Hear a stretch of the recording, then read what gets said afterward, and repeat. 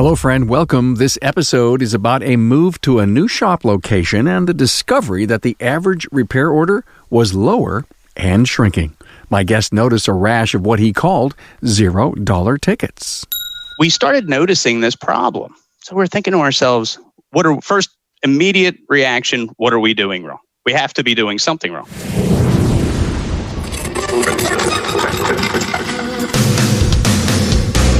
Welcome, aftermarketers, to Remarkable Results Radio. Listen to learn just one thing from today's episode on your journey to remarkable results.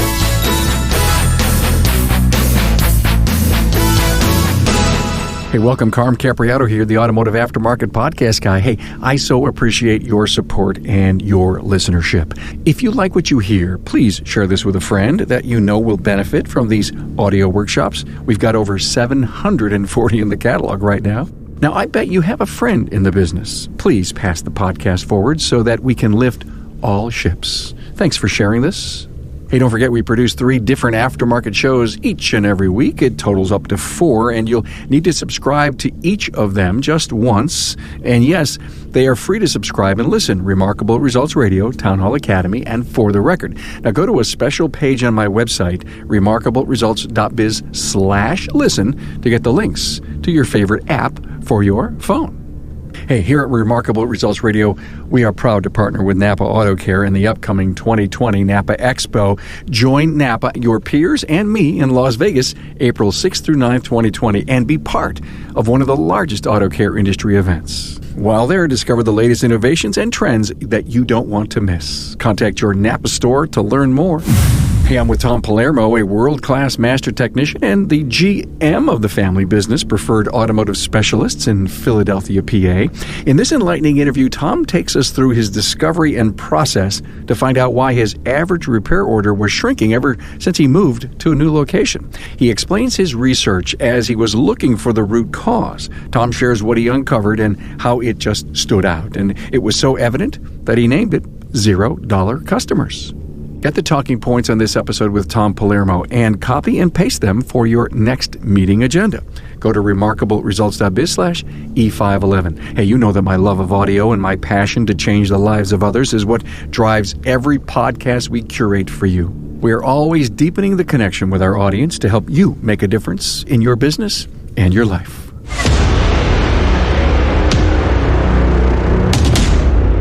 A warm welcome to Tom Palermo from Preferred Automotive Specialists in Philadelphia. Hello, Tom. Hi, Carm. How are you? Glad to have you here, Tom. You and I did a very interesting Carmcast that we turned into a podcast called What We Will Do More Of in 2020. And we put it out as a podcast, episode 493. And it just so happened that you started to talk about this thing that you were researching and doing called the $0 customer. And that's what we're here to talk about. And it was something that you and your dad coined. We moved probably 2 miles in a straight line from where we had been for about 20 years. Moved to a new location. It was a much larger location. So we had a shop we were doing truck work out of, and we had a shop that we were doing light duty in. Now, we moved 2 miles in a straight line, and we were able to keep pretty much all of our customers. It wasn't, there was no real pushback on that, which it took us a long time to find this place because we didn't want to lose what we had previously had. But I might as well have moved to Mars, because the whole way that the private customer base moves and operates 2 miles away is 180 degrees from what we were used to. Let's tell the audience that you're a big fleet specialist. So the fleet would move, but what you're saying is that the local close, tight market changed. Correct. So our fleet customers, we do pick up and delivery and all that. Where we were, as long as we were in a general area of where we had been, was not an issue. It was, the private work that mattered. Anybody that lives in a metropolitan area understands there's certain boundaries, usually large, roads or, expressways or something like that kind of divide up market areas for shops. We didn't really cross don't ask me how we did it, but we actually were able to move into Philly and not cross one of those imaginary boundaries where people felt uncomfortable, crossing to get to you. Pickup and delivery obviously helps. So when we came, when we got here, we wanted to keep our current customer base as well. And the business that we moved into, or the building we moved into, had a very small business that was failing. This place was probably a month or two away from completely shutting down. But they did have a following. It wasn't, that much, but it was a following, and we wanted to maintain that. So what we did was we took our customers, our private customers, and the private customer from the database that we had got when we moved in here, and we defined specific areas that we wanted to market to. How many cars they had, how much they had spent previously, things like that. And we very, very, very specifically targeted those customers to attract them to come in and come to the new building and see what we had done, because we'd completely rehabilitated this place, and get comfortable coming back. So we did that. Resounding success. Marketing went great. There's just the improvements we made in the building drew people in. You ever really want to get new customers to come into your building? Paint it. People would just show up. What was funny was there was a few shops around us that were smaller shops, and they, kind of needed, the outsides were a little beat up. Once we got done with the outside of our shop, they all painted their shops. It's kind of funny. And they, in turn, got busier. I drive by them every day. So, it's kind of you always say the rising tide lifts all ships. Well, there you go. So we did this. The marketing was successful. And then we started, attracting new customers. Well, we started noticing in the first quarter, we had people that were coming in, and we have a very, very set process when people come in. They're greeted a certain way. We perform our maintenance checks a certain way. We have digital vehicle inspection. We have a lot of communication with the customer. We give them try to have every opportunity we can to interact with them about their vehicle and educate them. And, if it needs work, obviously, perform a service. So we started noticing that we had a lot of very low dollar bills, and or zero. So, $0 bills. Now, where the $0 bills came from were things like, hey, my car's making this noise when I go over bumps. Can you check it out? Yeah, sure. The paperwork gets processed. Our technicians would get in the car, go on a road test, bring it in. You need a control arm. Oh, your brakes are this. Well, okay. Well, I'll do it later. Generally speaking, the strategy is if somebody comes in without a major diagnostic issue, you're not always going to charge them to check their brakes or check the front end or something like, something simple, something that's not that hard. When you were in the other place, what was the close percent of someone coming in and you checked out their car? Was it higher than now? Oh, yeah. I would say the volume of private customer here is higher. Or at this point, but we'll go, back to the first quarter. The volume was higher for sure. The car count was higher. But the close percentage was dropping. Our close percentage, over in where we were, 2 miles away in a straight line, was high. And that was mostly because I could give you a number, but I'll be honest with you, I don't remember it off the top of my head. I have to dig through some paperwork. But I would dare say that it was in the 85 to 90% range. There's a very good reason for that. The reason for that is we had a very, very, very loyal private customer base. We did a lot of fleet stuff. Okay. The way we usually picked up private customers and either replaced the ones that were there through attrition or, new customers was usually word of mouth referral, which was very successful. It was very, very successful. I mean, we grew and grew, we did good with it, but we also do a lot of fleet work. So we were happy. They're married somehow. Yeah. Now here, a little bit different story. So we get these people coming in, you want to try, especially when you're new in a new building, you're trying to offer things that will entice people to come in. I'm not a big give stuff away for free kind of guy, because I think if you do that in the wrong way, you can attract people that you don't want to have, customers that you don't want, that are looking to do what these people are basically doing. We started noticing this problem. So we're thinking to ourselves, first immediate reaction, what are we doing wrong? We have to be doing something wrong. We're used to one thing, and now we're working with a little bit different kind of a setup here. So we review our processes. We talk to some customers. We talk to customers that didn't want to get work done. And, sure, there were times where we might have made a mistake and we didn't communicate as good as we possibly could have. But for the most part, our people were on point. We've had the same people for a very long period of time. So we all work together very well. And we all kind of know what each other's going to do. So we started investigating this, and here's what we found. Do you remember before where if you went to, there's a lot of wonderful shop management schools out there.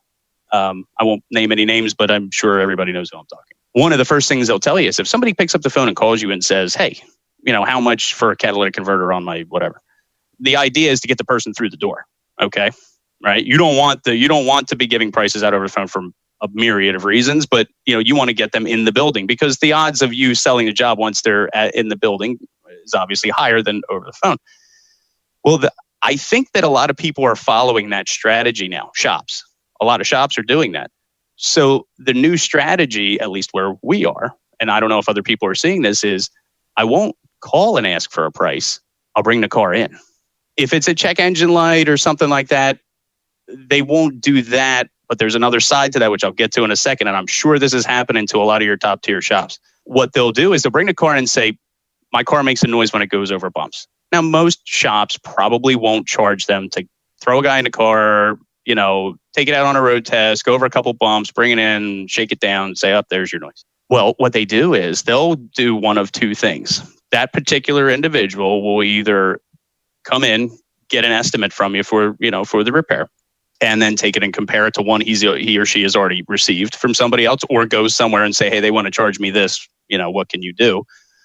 Or what we found, and this is probably happening to a lot of your top tier shops more than they know, is there are people out there, there are shops who will send people to other shops to have their cars diagnosed, to then bring the car back to them to be repaired. And we caught a few times where there were more than a few times where this was happening, particularly with check engine light, computer diagnostic kind of stuff. They were coming in and they were paying a diagnostic charge, and they would leave. And the next day, I would see the car in another shop somewhere sitting there being worked on.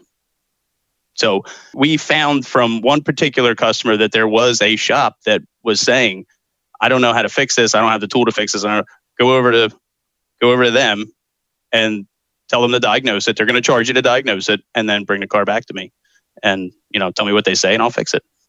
So they were co-opting our expertise, my people's expertise, our time, our productivity. And listen, we charge for diagnostics, but we don't just want to sell the diagnostics. We'd like to do the repair as well. This is, that's the whole name of the game. And there are a lot of times where you can do diagnostics on a car and you spend a lot longer on the car diagnosing it than what you're charging, just by the nature of, what's wrong with the vehicles. So we started to see these kinds of trends. We also saw people that would come in, have us look at the car, leave, come back, fix the car, either themselves by ordering parts online or something like that. Come back, later with another problem, and you'd see the work had been done, and you'd say, hey, what happened? Oh, I did that in my driveway, 2 weeks ago, but now I got this. That kind of stuff. So what we did was when we started seeing these, and listen, the majority of our customers were getting work done. I don't want this to sound like we had some kind of a massive problem. It was a few a week. What you and people in this industry that come from the side that you're coming out of, what you guys do for us and other shops is just invaluable. So you have had podcasts that I've watched, listened to, that were related to, key performance indicators and things like that. Well, the way we found this was our average RO was dropping minimally. Okay. But it was dropping. And what we were able to do, because we monitor all these different, we separate out our private and fleet work. We separate those two average ROs out, because usually an average RO on a fleet's going to be more than a private customer for obvious reasons. We were able to separate that out and then drill down and really understand at least what was happening, from the sense that we knew we had a specific group of customers that were behaving in a certain manner. It was our job to then try to figure out what they were doing and why they were doing it, and whether it was something we were doing wrong or whether it was just a marketplace issue or something like that. So we uncovered a whole bunch of things. Hey, it's Carm, and I'm back to talk Napa Auto Care and Auto Tech Training. Now, as a repair shop owner, technical training is essential in the ever-changing world of automotive technology. Or as one auto care owner put it, train or you'll phase yourself right out of business. Thanks to Napa Auto Tech, technicians can keep their skills sharp and their Napa know-how up to date by attending hands-on classroom-style training for almost every vehicle make and model. You can choose from classes in diagnostics, heating and cooling, electrical, electronics, brake systems, ignition and fuel systems, plus a whole lot more. Napa Auto Tech is the highest quality training the industry has to offer, and it's presented by experienced instructors who are ASE Master Certified technicians. Now, some have owned their own shops, and they all have a detailed automotive background. The trainers consistently receive excellent ratings from the technicians who attend. Even after the class is over, techs can access course information online with ClassPass. So when questions come up later, they can use ClassPass to get the answers 24/7 from any computer with an internet connection. Now, what's more, Napa Auto Tech has been accredited by ASE's Continuing Automotive Service Education Program, reviewed against industry standards, and approved by peers. Don't just take my word for it. Auto Care Center owners who have taken advantage of Auto Tech training say that well-trained technicians are helping to increase their shop's repair capability and raise bay productivity. Now that results in fewer comebacks, more satisfied shop customers, and reduced technician turnover. It's hard to beat that. Your Servicing Napa store can tell you even more about the benefits of Auto Tech training, plus the many other reasons to become part of the Napa family with over 17,000 Napa Auto Care Centers from coast to coast, making it the largest network of independent automotive repair shops in the country. So it was very obvious, Tom, to see the $0 tickets. They had to stick right out. And I mean, to me, immediately, that was your ARO issue. Yeah. So, and here's the thing. Like I said, it wasn't a massive amount every week. It was a few here, a few there. It is an excellent name for this. Doesn't matter if it's $20 or if it's $0 or if it's $100. It's still something to reckon with. We had a situation where we wanted to capture as much business as we possibly could, obviously. But we also, in keeping with your, some of the podcasts you've had, remember the podcast you did with Joe Hansen and, I can't remember who else was on it now. I don't remember who was when is it time to fire a customer? Oh, right. Yeah. So I listened to that again before we're having this conversation about a week ago, just because I said, this fits right in, because what this drove us to do is to be able to try to identify by behavior what the customer really wants when they come in, and to understand when we have a situation where somebody's trying to do something that's a little, off to the side. We found, like I said, a few different angles on this thing, and it's probably happening to a lot of your shops, especially if they're not totally familiar with their demographic, like we weren't when we came here.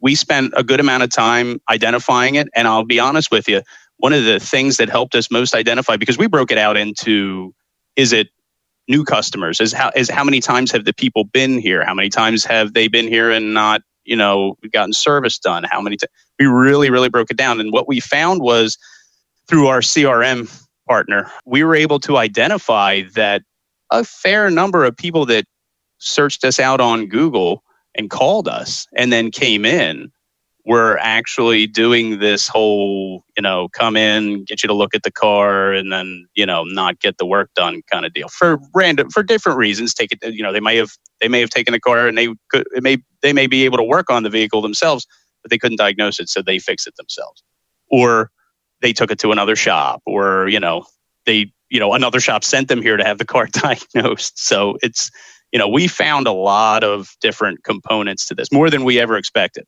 Your knee-jerk reaction is just, they're just, they don't want to get the work done, and that's it, and forget them, and move on. It's more important to take that information and digest it, and adjust your marketing, and adjust how you're handling the customer and how you're pricing things. Tom, is it easy to identify a $0 customer when they walk in the door? If you get in the car and you look on the front seat and there's a bunch of parts on the front seat, this is somebody who's been going around the block looking to get something done. I won't name any names. If you get somebody who comes in and really is kind of indifferent about the way they're dealing with your people, like you're just another, like it's just another place to go. When a customer comes in and they have an issue, when they have an issue. You can tell by the body language and the words they're using and the way they approach your people. It's not like they're going to, they're going through the McDonald's drive-through. They have a problem with their car. This is generally a serious issue. So if you're people on the counter and they're seasoned, you said that to me, but they could identify a potential $0 customer, do they go into a different funnel, if you will, in how to handle them? Generally, yes. This whole thing kind of forced us to change the way we charge for services. We perform from I don't want to say a diagnostic perspective, because we always charge for computer diagnostics, but if we have to do anything that requires our people to spend time, a good amount of time, we're going to try to get some value for that. Now, what we have tried, what we did try, and what does seem to work is, and this is a big no-no, I know, but it did solve the problem a lot for us. If you get the work done, I will discount that off your bill. So if you charge somebody, $50 or $49.95 to do a maintenance check, and the vehicle needs work, and they decide and they get the work done, or whatever. I'm using that as an example, but you get the picture of what we're talking about here. And that is a no-no. And that is something we never did before. That is something we never did before, but I'll tell you what it did. But you tried it, and you could start it and stop it, but you had to figure out if in the marketplace that you're in, if you could move the $0 customers up by a different strategy. And it worked. And I will say that the number of $0 customers we had dropped off dramatically, and people actually ended up getting the service done, because I think human nature is, hey, look, if you can get something for nothing, get it. But if you can show them, and we were talking about this before we started, if you can show them the value and you can make them understand why, there's no such thing as a free lunch for, not to use an old beaten up, saying, but you'll find that most of the time, most of the customers you want are going to react positively to that, because they can apply it to something in what they do for a living that generates income for them, to make them understand, hey, you know what, this guy's right. If I worked, if you worked for another, I don't know, if they were salespeople, they would understand that there's a value to what they do. So, that has to be there. There's a monetary component to that's involved. One other thing is, for the shop guys that are going to listen to this, forget about the $0. $0 is bad enough. You know where the killer is? Productivity. Because all those customers that you have that are waiting, and good paying customers, are now taking a back seat to somebody who will not be a good customer for you, which is therefore you're basically punishing your existing customers that might be in the shop that day. My big question to you was going to be finding keepers. Okay, the customer that wants to come in and live and support and trust your value proposition. So you've got a strategy to take the $0 customers. It's really interesting. But when you look back, say in the last quarter, as you worked this new strategy, would you say that what percentage of those were, value-looking customers, keepers?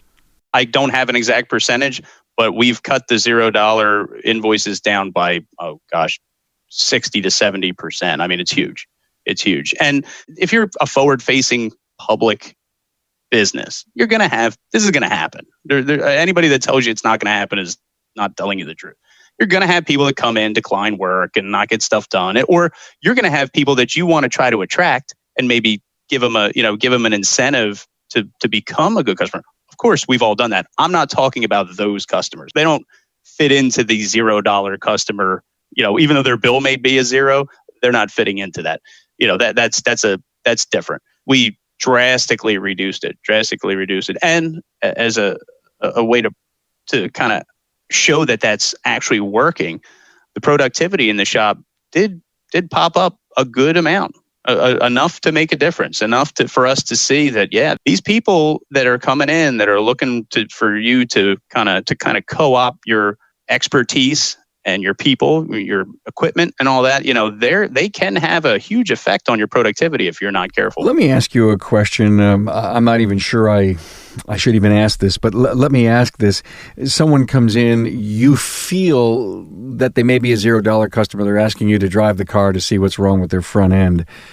and instead of finding room and putting them ahead of someone else because they showed up, would you say, hey, if you can come in the morning at 8:30, we'd be more than happy to look at it? That is also a strategy that is helpful. If you see that person again, and generally we'll tell them you need to leave the car. Come in the next day, leave the car. Things like that are going to stop the person who's just going from shop to shop to shop to shop looking for a price. They may make them stickier. Exactly. And you know, the interesting thing is I don't want to paint them in the light of being bad. It's not that. They're reacting to whatever the situation is in their lives.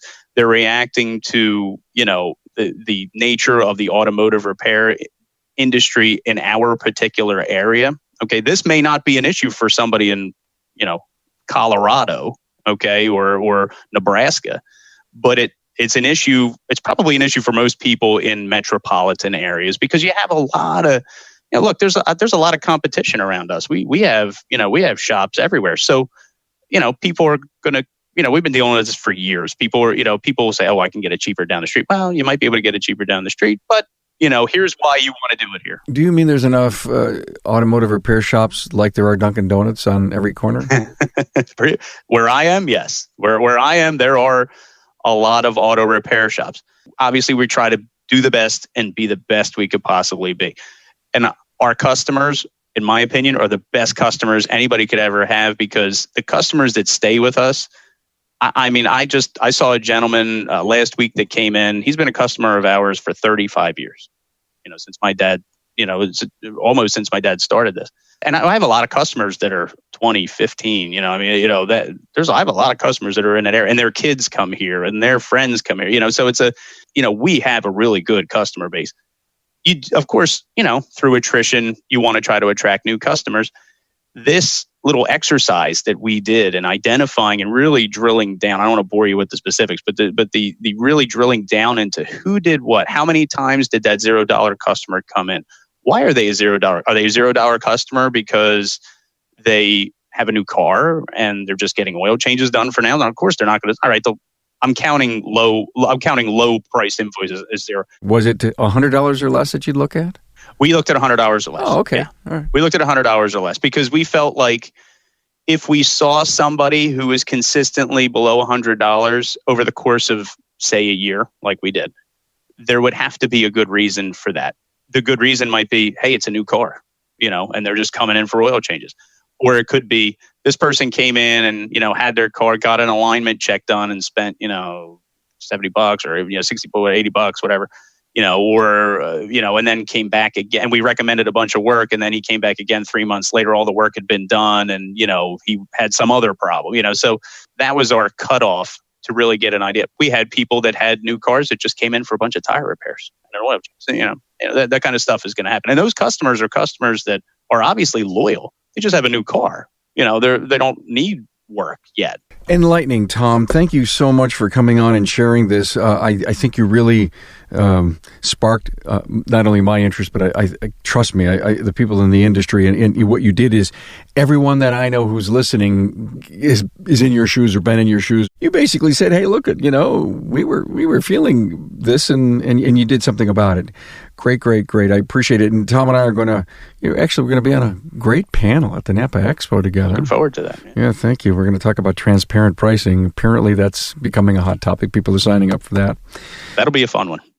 And thanks so much, Tom, again, for being here. In that episode that we were talking about firing customers, Jerry Kazaya, Joe Hansen, and Doug Callahan were on. It was the Town Hall Academy 126. Thanks for bringing that up. Great episode. Thanks for being on board to listen and learn from the premier automotive aftermarket podcast. Until next time.